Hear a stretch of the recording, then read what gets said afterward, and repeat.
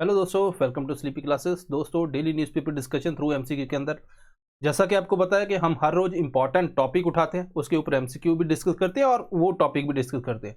दो टाइप के स्टूडेंट होते हैं, कुछ कहते हैं कि टॉपिक से पहले एमसीक्यू करवाओ, कुछ कहते हैं टॉपिक के बाद करवाओ। तो दोनों तरह से आपको दिखेगा। जो पहले करना चाहते हैं वहाँ पे स्टॉप करके अपना ट्राई कर सकते हो, उसके बाद अदरवाइज टॉपिक डिस्कस करके फिर उसी क्वेश्चन के ऊपर आऊँ। जो बाद में करना चाहते हैं वो बाद में कर सकते हैं। चलिए जी, यहाँ पे दोस्तों ये टॉपिक है आज जो हम डिस्कस करने जा रहे हैं। पहला क्वेश्चन उनके लिए जो पहले सॉल्व करना चाहते हैं यहाँ पे, अदरवाइज हम यहाँ पे टॉपिक की बात करते हैं। Supreme court concerned over fake death records. अच्छा, हमने जैसा कि आपको पता है कि हमने रिसेंटली ये पढ़ा था कि कोविड की वजह से बहुत से लोगों की डेथ होगी। ठीक है, अब कोर्ट में मामला चला गया तो मिनिस्ट्री ऑफ होम अफेयर ने ये बोला कि जो नेशनल डिजास्टर मैनेजमेंट अथॉरिटी है एनडीएमए, ठीक है, उसने रिकमेंड किया कि 50,000 जो है ना, हर एक उस इंसान को दिए जाएंगे। उस इंसान को मतलब जिनका कोई रिलेटिव है ना, मान लीजिए किसी इंसान की डेथ हो गई, ठीक है, कोविड की वजह से। अब डेथ होगी तो वहाँ पे आपको आरटीपीसीआर भी देना पड़ेगा, ठीक है, और उसके बाद आपको जो डेथ सर्टिफिकेट है ना, और उस डेथ सर्टिफिकेट के अंदर जो रीज़न है वो ड्यू टू कोविड-19 ऐसा होना चाहिए, तो आपको 50,000 मिल जाएगा। ठीक है जी। अब ये पैसा आएगा कहाँ से? ये स्टेट देगी। कहाँ से? स्टेट डिजास्टर रिस्पांस फंड के अंदर। चलो इतना तो क्लियर हुआ, ठीक है जी। उसके बाद इसको डिस्पर्स किया जाएगा, लोगों को दिया जाएगा डिस्ट्रिक्ट डिजास्टर मैनेजमेंट अथॉरिटी के थ्रू, ये सारा लोगों को मिलेगा।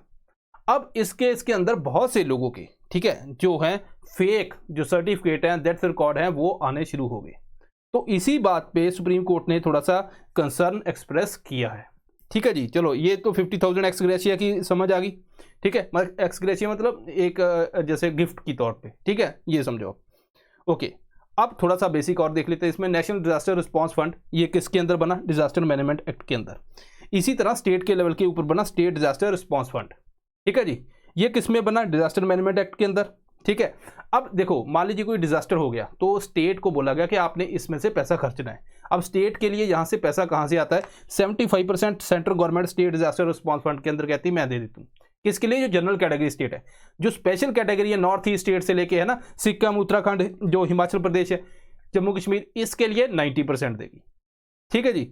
अब ये पैसा कहाँ खर्चना है? क्या कोई किसी का बर्थडे है मंत्री का, है ना, तब खर्चना है? नहीं।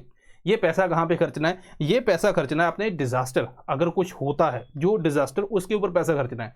लेकिन वो डिजास्टर कौन से होने चाहिए? एक वो डिजास्टर है जो ministry of home affair national level के ऊपर नोटिफाई करती है कि ये डिजास्टर के ऊपर खर्चना है। जैसे साइक्लोन हो गया, ड्रॉट, अर्थक्वेक, है ना, ये सारे। लेकिन अब स्टेट के हिसाब से अलग अलग डिजास्टर भी हो सकते हैं जो यहाँ पे नेशनल लेवल के ऊपर मिनिस्ट्री ऑफ होम अफेयर ने नोटिफाई नहीं किए। उन्हीं के लिए पैसा कहाँ से वो स्टेट खर्च सकते हैं, उसके लिए प्रोविजन दी गई कि आप 10% तक उसमें से फंड जो है इसमें से उस केस के लिए आप यूज कर सकते हो। ठीक है जी, आप समझ आया? तो यहाँ पे ये सारा सीन है। तो यहाँ पे बात करते हैं डेथ सर्टिफिकेट की भी, है ना।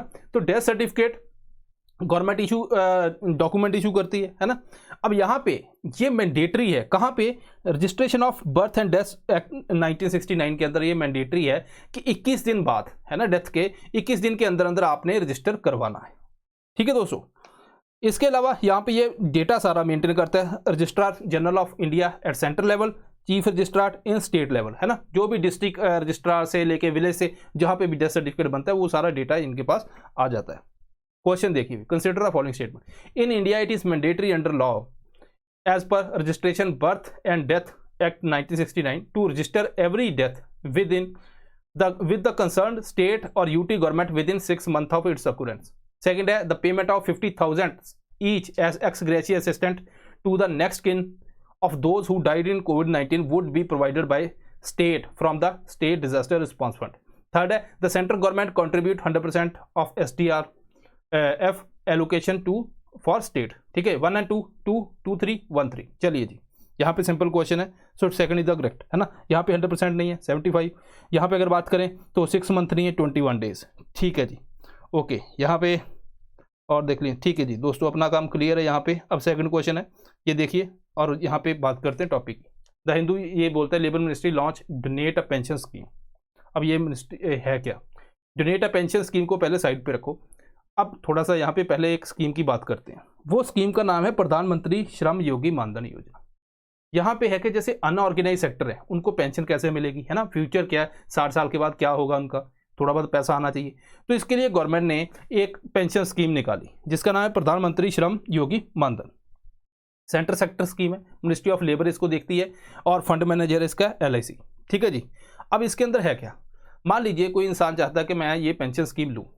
एक तो एज है कि 18 साल से लेकर 40 साल के बीच बीच में आपने इसको ज्वाइन करना है। जो 18 साल आप उसके बाद 60 साल के बाद आपको पैसा पेंशन मिलेगी। ठीक है जी, अश्योर्ड पेंशन मिलेगी इसके अंदर 3000 पर मंथ। अब यहाँ पे हमें 3000 पर मंथ मिलने हैं। ठीक है, जो ज्वाइन करेगा। अगर 18 साल के अंदर वहाँ पे ज्वाइन करता है, नेचुरली प्रीमियम जो है बहुत कम होगा, तो 55 रुपीज़ होगा। यहाँ पे करेगा तो 200 रुपीज़ होगा। ठीक है जी, 40 ईयर के आसपास। ठीक है, अब यहाँ पे जो 55 ये देगा, 55 ही गवर्नमेंट साथ में डालेगी। 50-50 बेस ये काम चलता है। यहाँ पे 200 गवर्नमेंट साथ में डालेगी। ठीक है जी, गवर्नमेंट की तरफ से आएंगे। तो यहाँ पे जैसे ये सारा काम हो गया है ना, तो अब उसके बाद क्या होगा, सपोज करो जब पेंशन अभी तो दे ही रहे हैं, प्रीमियम दे रहे हैं, अभी पेंशन नहीं लगी, उस टाइम पे डेथ होगी तो स्पाउस उसको कंटिन्यू कर सकती है।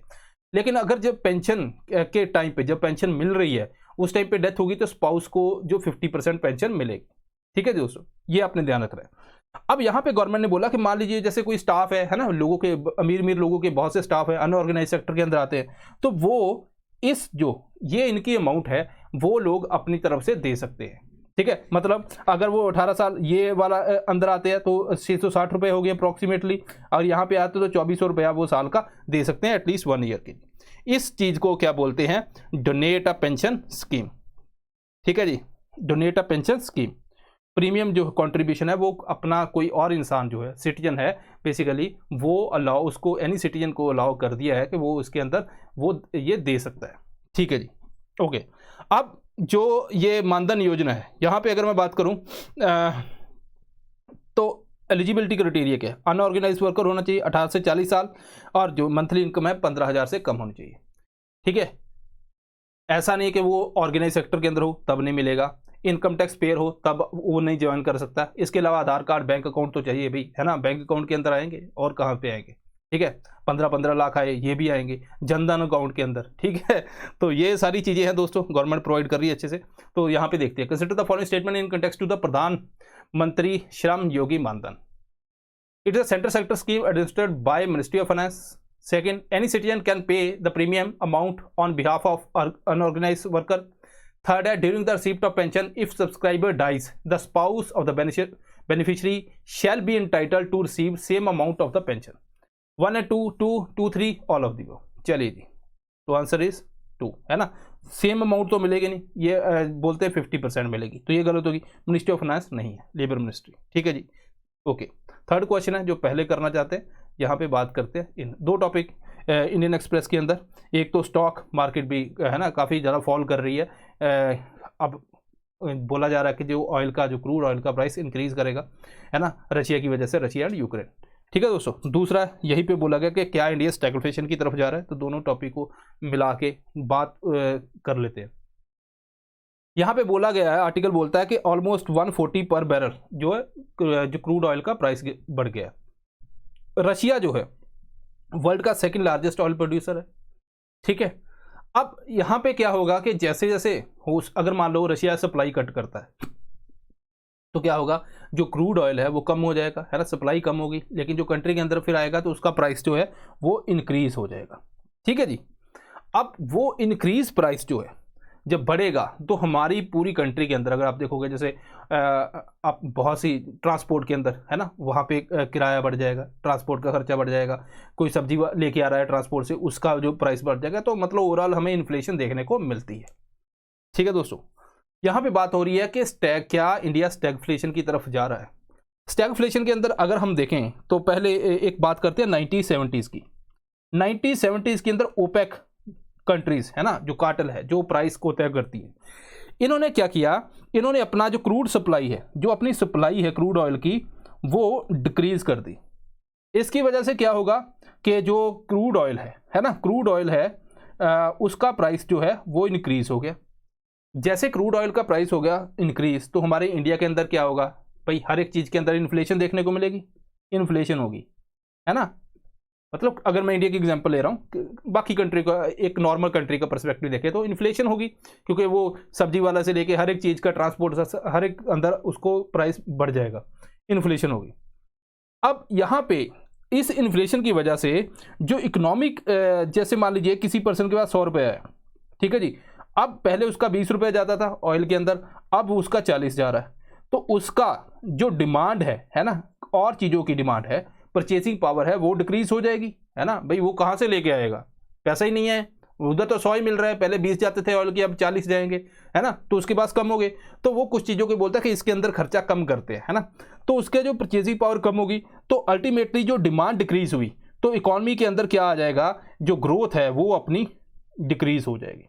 दूसरा इम्पैक्ट क्या होगा कि इसकी वजह से जो अब जब डिमांड कम है तो सप्लाई भी कम करनी पड़ेगी, जब सप्लाई कम करेंगे तो क्या होगा, अनएम्प्लॉयमेंट देखने को मिलेगी, है ना, कंपनी बोलेगी फायर कर देगी बहुत से, है ना, तो अनएम्प्लॉयमेंट हमें देखने को मिलती है। तो ये जो करैक्टर है, अनएम्प्लॉयमेंट है ना, जहाँ पे हमें देखने को मिलती, ग्रोथ है वो ऑलमोस्ट स्टैग्नेंट है, कुछ बढ़ नहीं रही, ठीक है, इन्फ्लेशन बढ़ रही है, ये तीनों करैक्टर हैं स्टैगफ्लेशन के, ठीक है जी। तो इसको बोलते हैं स्टैगफ्लेशन। तो स्टैगफ्लेशन की अब डेफिनेशन पढ़ते हैं। यहाँ पे क्या है, लार्जली स्टैग्नेंट है, ठीक है, ग्रोथ रेट जो है स्टैग्नेंट है, तो ये कंडीशन अपनी पूरी यहाँ पे, अलॉन्ग विद राइजिंग अनएम्प्लॉयमेंट, ये भी कंडीशन पूरी, एंड इन्फ्लेशन, ठीक है, is not only high but persistently, ठीक है जी, तो इन्फ्लेशन भी यहाँ पे हाई होती है, ठीक है दोस्तों। तो ये तीनों करैक्टर यहाँ पे इसको बोलते हैं स्टैगफ्लेशन। बात यहाँ पे हो रही है कि क्या इंडिया के अंदर जो है स्टैगफ्लेशन आ सकती है, हालांकि बहुत सी डिबेट है कि इंडिया के अंदर ऑलरेडी स्टैगफ्लेशन चल रही है नहीं चल रही है ना इसके ऊपर, लेकिन हाँ, अगर आप उसी कंटेक्स्ट के अंदर देखोगे तो अगर मान लीजिए ऑयल का जो है प्राइस है वो बहुत ज़्यादा बढ़ जाता है, तो जो मैंने अभी आपको फ्लो चार्ट के अंदर दिखाया वो आपको देखने को मिल सकता है। ओके, ग्रोथ भी हमारी ऑलरेडी जो कोविड के टाइम के ऊपर है ना, ऑलमोस्ट वैसी ही है, बहुत ज़्यादा उसके अंदर कुछ नहीं। इसके अलावा रुपये फॉल कर रहा है, वो भी मैंने आपको कंसेप्ट बताया था कि यहाँ पे क्रूड ऑयल हम लेके आ रहे हैं, ठीक है, यहाँ पे हम इसको डॉलर देना है, ठीक है दोस्तों, मार्केट के अंदर $100 है, ठीक है, पहले सपोज करो यहाँ पे क्रूड ऑयल के लिए $20 जाते थे, अब यहाँ पे प्राइस बढ़ गया है ना, तो यहाँ पे अब $40 जा रहे हैं। तो पहले इस केस के अंदर मार्केट के अंदर $80 थे, अच्छा खासा काम चल रहा था, अब यहाँ पे 40 बाहर जा रहे हैं, तो $60 मार्केट के अंदर है। तो यहाँ पे जब डॉलर कम हो जाएंगे तो अब रुपये से आप खरीदोगे, है ना, जो चीज़ कम है तो वो महंगी बिकेगी। पहले मान लीजिए 70 रुपये के अंदर $1 मिल रहा था, अब डॉलर कम है ना, तो डिमांड ज़्यादा है, तो अब यहाँ पे 80 रुपये के अंदर मिलने चालू हो जाएगा, तो इट मीन्स कि जो रुपये की वैल्यू है वो गिर जाएगी। ये मैंने सिंपल एक लेमैन की, क्योंकि बहुत से स्टूडेंट ऐसे होते हैं जिनकी इकोनॉमी की बैकग्राउंड नहीं है, इसीलिए समझाया। यहाँ पे बात करते हैं consider the following statement, which among the following statement is और आर इनकरेक्ट। इनकरेक्ट यहाँ पे बतानी है। Deflation occur when price inflation slows down temporarily. Disinflation describe the drop in prices for goods and services. Stagflation is an economic event in which inflation rate is low, economic growth rate slows, and unemployment remains steadily high. 1 and 2, 2, 2, 3, all of the above. चलिए दोस्तों, simple है। अब तो यहाँ पे all of the above is incorrect। यहाँ पे बात कर लेते, चलिए इसकी भी। अगर मैं यहाँ पे बात करूँ, ये पॉजिटिव है, ये नेगेटिव है, ठीक है दोस्तों, ये मैं बनाता हूं इसको। अब दिस डिनोट्स डिफ्लेशन, ये है रिफ्लेशन, ये है इन्फ्लेशन, ये है डिसइन्फ्लेशन, ठीक है जी। डिफ्लेशन होता है जब आपका प्राइस जो है वो बहुत ज़्यादा गिर गया, ठीक है, मतलब प्राइस ही आपका लो हो गया। अगर मैं यहाँ पे देखूँ तो किसकी हम बात कर रहे थे, डिफ्लेशन की, है ना। तो डिफ्लेशन है basically drop in prices for goods and services, उसको बोलते हैं डिफ्लेशन, ठीक है, आपका प्राइस गिर गया। तो यहाँ पे जो ये स्टेटमेंट है ये डिफ्लेशन की है, ये वाली डिसइन्फ्लेशन की है। अभी डिफ्लेशन को है वो मतलब आपका नेगेटिव में चला गया, मतलब कि अगर मैं बोलूँ कि पहले 100 रुपये की चीज़ थी, ठीक है, उसके बाद इन्फ्लेशन बढ़ती गई तो आपका 105 की होगी, है ना। अब क्या हुआ कि गिर के इसका 90 रुपये प्राइस हो गया, तो इसको बोलते हैं अब पहले प्राइस से जो बेस है वो कम होगी, है ना, उसको बोलते हैं डिफ्लेशन।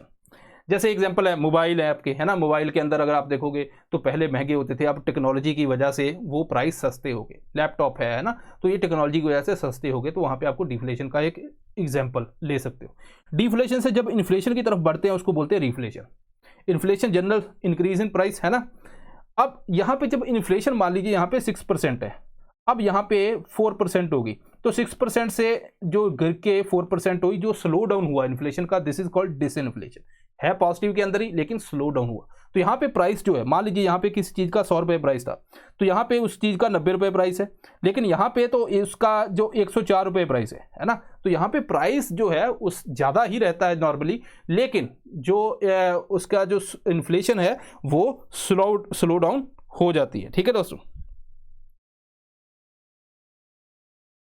ओके। तो यहाँ पे अगर हम डिसइन्फ्लेशन की डेफिनेशन पढ़े, when price inflation slows down temporarily, है ना, दैट इज कॉल्ड डिसइन्फ्लेशन। चलिए जी, फोर्थ क्वेश्चन उनके लिए पहले सॉल्व करना चाहते हैं, यहाँ पे बात करते हैं इसकी। द हिंदू के अंदर बेसिकली एक दो दिन पुराना आर्टिकल है ये, endangered turtle play fast and loose with borders. दोस्तों नदर रिवर टेरापिन, ठीक है, टर्टल जो है ये बेसिकली इसका नंबर बहुत कम, तो इसको रिवाइव करने के लिए हमें क्या पता करना पड़ेगा, इसका ब्रीडिंग पैटर्न कैसा है, इसका हैबिटेट कहाँ पे अच्छा खुश रहता है ना, और उसकी मूवमेंट ये हमें ट्रेस करनी पड़ेगी। इसको ट्रेस करने के लिए जो वाइल्ड ऑफिसर हैं, फॉरेस्ट ऑफिसर हैं, उन्होंने क्या किया, बेसिकली जीपीएस ट्रांसमीटर लगा दिए।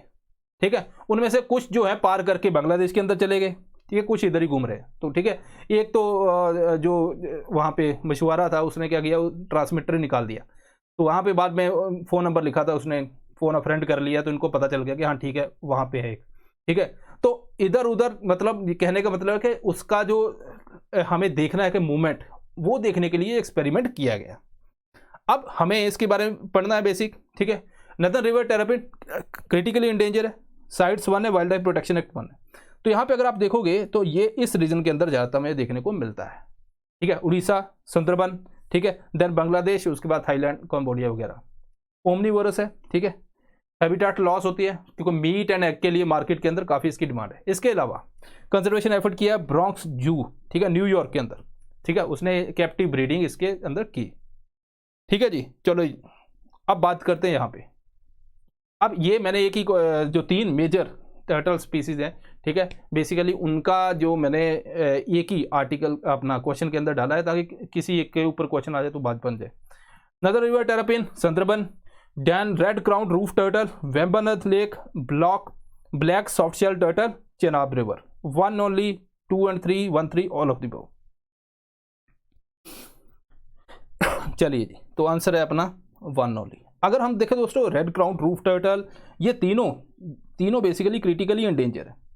हालांकि ये जो अपना ब्लैक सॉफ्ट शेल टर्टल है ये पहले एक्सटिंक्ट इन वाइल्ड था, हमने इसको पढ़ा भी था पहले।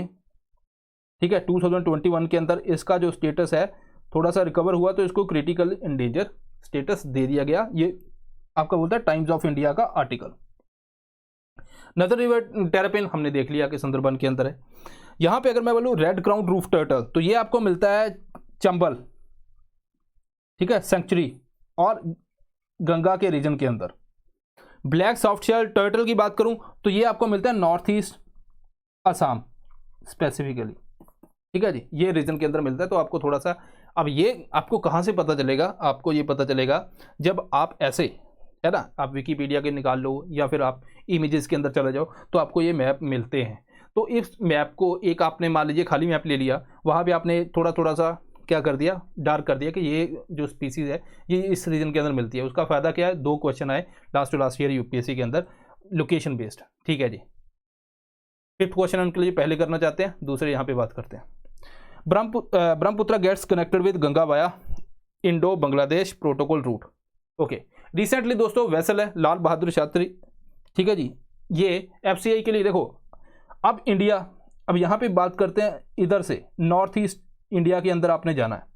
अगर आप प्रॉपर रोड से जाते हैं तो काफ़ी डिस्टेंस पड़ता है, तो हम कोशिश करते हैं कि बांग्लादेश के साथ कुछ ना कुछ एग्रीमेंट करें और यहाँ पे सीधा चले जाएं। ठीक है जी, उसी के थ्रू जो हम बांग्लादेश के थ्रू पटना से पंडू, ठीक है, असम गुवाहाटी, उस रीजन के अंदर गए हैं, कहाँ से, वाया बांग्लादेश। अगर आप यहाँ पे देखोगे, ठीक है जी, तो यहाँ पे अगर पंडू रीजन है, ठीक है दोस्तों, तो यहाँ पे हमने पटना से, तो बेसिकली अगर ये वाला जो रीजन है पटना वाला अगर मैं बात करूं, ये है नेशनल वाटरवे 1, हमने यहाँ से जाके नेशनल वाटरवे 2 को टच किया है ना, यहाँ पे लेके गए हैं। अब ये हमें लेके कौन जाने देता है, ये जाने देता है इंडो बांग्लादेश प्रोटोकॉल। ठीक है जी, ये प्रोटोकॉल हमने 1972 के अंदर साइन किया कि हमने बोला इनलैंड जो वाटरवेज हैं उसकी कनेक्टिविटी बढ़ाई जाए। ठीक है, ताकि हमारा नॉर्थ ईस्ट रीजन को भी कनेक्ट किया जाए ज़रा से ज़रा और बायलेटरल ट्रेड भी बढ़े। ठीक है दोस्तों, इसके अंदर 50-50 cargo sharing by Indian Bangladeshi vessel वो भी परमिटेड है। इसके अलावा इंक्लूड किया गया न्यू जो पोर्ट ऑफ कॉल है। पोर्ट ऑफ कॉल होता है इंटरमीडिएट पोर्ट, जहाँ पे आप रिपेयर वगैरह भी कर सकते हो, कुछ उतारना है ना, चढ़ाना है उसके ऊपर, ये सारा इंटरमीडिएट पोर्ट जो है उसको भी इंक्रीज़ किया डाला गया बीच में, ताकि उसका नंबर भी इंक्रीज़ किया गया, तो ताकि हमारा जो ट्रेड है वो और ज़्यादा बढ़े। ठीक है दोस्तों, ये था। Okay, consider the following statement in context to the Indo-Bangladesh Protocol. It was signed in 1972 to provide road connectivity between two countries. Second है, under the protocol 50-50 cargo sharing by Indian and Bangladeshi vessel is permitted. Third है, the objective is to increase connectivity with northeastern region of India and also to enhance bilateral trade. 1 and 2, 2 and 3. Okay, यहाँ पे 1 and 3 all of the above. ठीक है जी। यहाँ पे देखोगे third statement तो आप वैसे ठीक कर दोगे, लेकिन यहाँ पे अगर आप रोड वाला है ना, तो second statement first statement is incorrect. ठीक है, उस कंटेक्स्ट के अंदर आपका ये जाता है। ठीक है दोस्तों, और ये भी आपका निकल जाता है। यहाँ पे अपना 2-3 इज द राइट आंसर। तो आपको यहाँ पे देखो, इस क्वेश्चन के अंदर बेसिकली खासियत क्या है कि ये क्वेश्चन डिफिकल्ट नहीं है ना। यहाँ पे हमें आपको ये पर्पस होना चाहिए कि किस रीज़न के लिए हमने ये बनाया गया, किस पर्पस के लिए, एक वर्ड, उसी के बेस के ऊपर आपको थोड़ा सा आइडिया भी। अच्छा, वाटर वाला था है ना, नेशनल वाटरवे हमने कनेक्ट किया था, आपका आंसर निकल गया। ऐसे बहुत से यूपीएससी के अंदर क्वेश्चन आते हैं, तो आपको डरना नहीं है। ठीक है, पहले उसको करना है, उसके बाद डरना है। ठीक है, अगर नहीं आता कोई बात नहीं, एग्जाम के बाद में आके देखी जाएगी। ठीक है, तो मंत्रियों की तरह बनो है ना, जो एग्जिट पोल के आने के बाद जब तक वो इलेक्शन के रिजल्ट आते हैं तब भी बोलते हैं हम जीतेंगे हम जीतेंगे, है ना। जब सामने वाली पार्टी क्रॉस कर जाती है फिर भी कहते हैं नहीं हम फिर भी सरकार बनाएंगे। जब पता चलता है नहीं बनती तो फिर कहते गए ये लोगों का फतवा है ना। तो ये आपने ध्यान रखना है दोस्तों। तो ऐसा ही आपने करना है एग्जाम के अंदर, कोई बात नहीं है ना, आ जाएंगे आ जाएंगे आ जाएंगे, घर आके बाद में देखना है। सो दिस इज ऑल, मिलते हैं next time. Thank you very much.